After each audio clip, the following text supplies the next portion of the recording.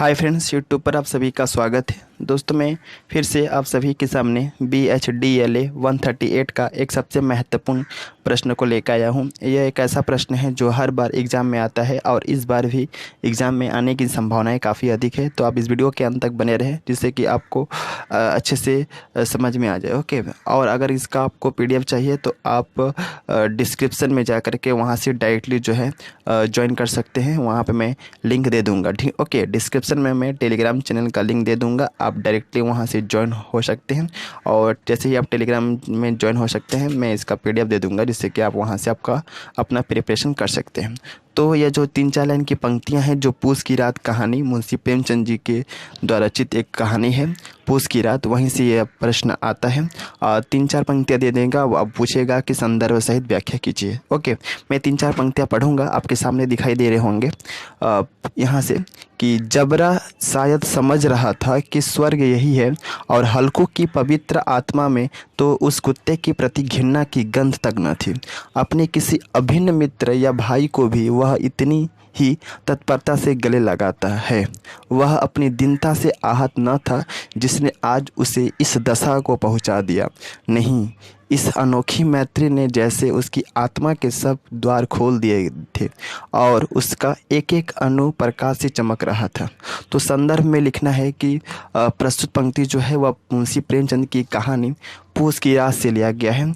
इस कहानी में हल्कू, जो कि किसान है, अपने खेत की रखवाली कर रहा है और उसके साथ उसका कुत्ता जबरा भी है। ओके, हल्कू ठंड से बचने के लिए जबरा को अपनी गोद में चिपटा लेता है। कुत्ते में से दुर्गंध आ रही है। व्याख्या: जबरा को अपनी देह से चिपटाए हल्को को सुख का अनुभव हो रहा था। यानी कि जब जबरा को हल्को ने अपने शरीर से चिपटाए हुआ था तो हल्को को सुख का अनुभव हो रहा था। यह सुख वस्तुतः उस अकेलेपन, अंधकार और ठंड की रात में जबरा के साथ से हल्को के मन में पैदा हुआ था। हल्को में ऊंच नीच का ही नहीं, मनुष्य और पशु का भी भेद मिट गया था। वह कुत्ते को उतना ही आत्मीय समझ रहा था जितना वह अपने किसी रिश्तेदार और मित्र को समझता। हल्को गरीब था, हाड़ तोड़ मेहनत के बावजूद उसकी ज़िंदगी अभाव से ग्रस्त थी, लेकिन गरीबी ने उसकी आत्मा की पवित्रता को कुचला नहीं था।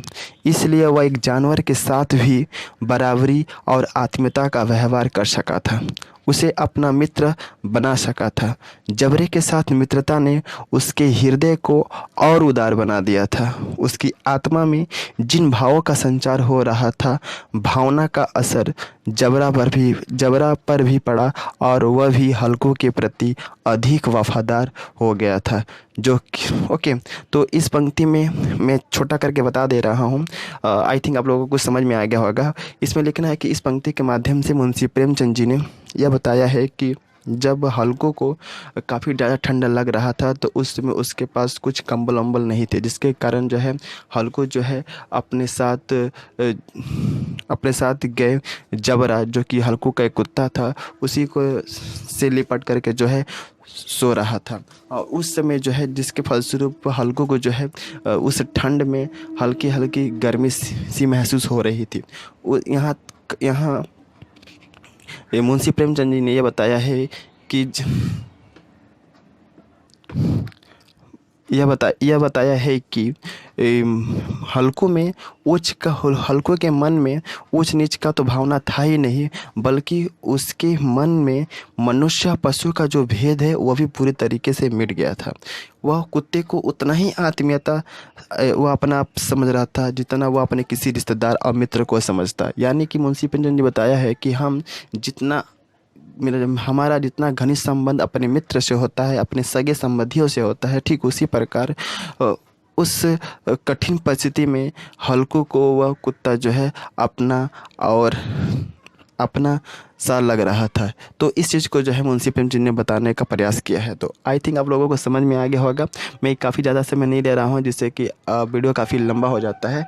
तो अगर कुछ समझ में आ गया होगा तो आप ज़रूर इस वीडियो का लाइक करें और चैनल को सब्सक्राइब जरूर करें, क्योंकि मैं हमेशा अपने चैनल के माध्यम से इंपॉर्टेंट क्वेश्चंस को ही प्रोवाइड करता हूँ जिन प्रश्नों के एग्ज़ाम में आने की संभावनाएँ काफ़ी अधिक होती है। तो thanks and best of luck for watching my video. Thank you.